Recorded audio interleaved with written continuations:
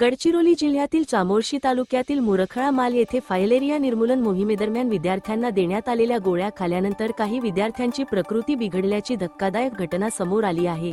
गोळ्या घेतल्यानंतर विद्यार्थ्यांना उलट्या, चक्कर, डोकेदुखी आणि तापाची लक्षणे जाणवू लागल्याने त्यांना तातडीने चामोर्शी येथील ग्रामीण रुग्णालयात उपचारासाठी दाखल करण्यात आले आहे। दरम्यान या घटनेची माहिती मिळताच आरोग्य विभागाचे पथक तातडीने गावात दाखल झाले असून गावात आरोग्य तपासणी शिबिर आयोजित करण्यात आले आहे।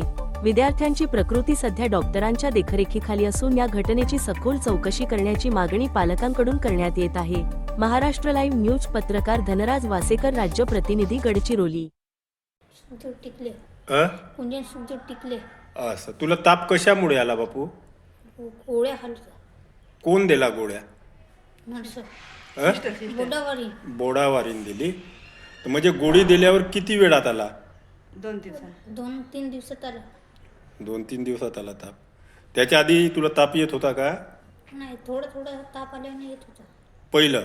मग वाढून गेले कळाले। गोळ्या खाल्ल्यानंतर थोडा थोडा आला का? अगोदर गोळ्या खायच्या अगोदर येत होता? गोळ्या खाल्ल्यानं तसं नाही म्हणता, तू गोळ्या खायच्या आधी तू चांगला होता? थांबा आजी, गोळ्या खायच्या आधी तू चांगला होतास का? हो। मग गोळी खाल्ल्यानंतर कधी ताप आला? 2-4 दिवसांनी। 2-4 दिवसांना। घरी सांगला का मग मी गोळी खालो म्हणून?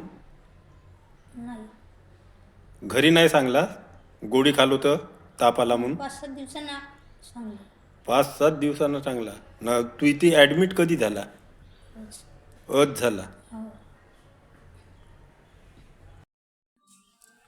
जे तुम्ही प्रश्न केला आहे की फायलेरियाच्या गोळ्या खाल्ल्यामुळे त्या बाळांना आजार झालेला आहे म्हणून, तर ही गोष्ट आहे की जे तुम्हाला आधी मी सांगितलं आहे की आयडियाच्या गोळ्या खाल्ल्यावर 24 घंट्याच्या आतमध्ये कधी कोणत्या रुग्णांना ताप येण्याची चान्सेस असते। ते का बरं? जर शरीरात जंतू आढळले असेल तर।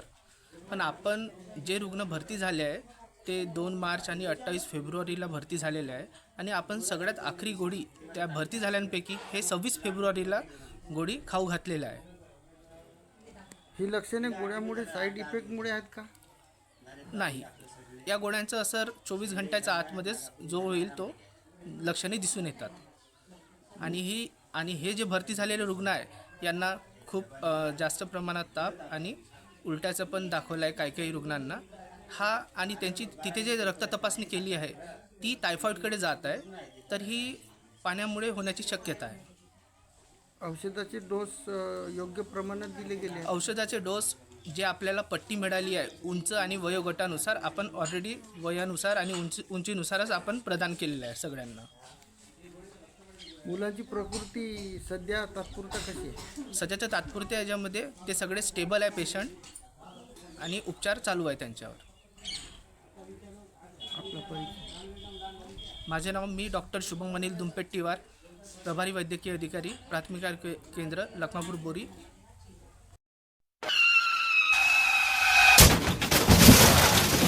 आता गाडीवर मोबाईल नंबर नाही तर इमर्जन्सी QR कोड लावा, जे तुम्हाला अडचणीच्या वेळी मदत करेल।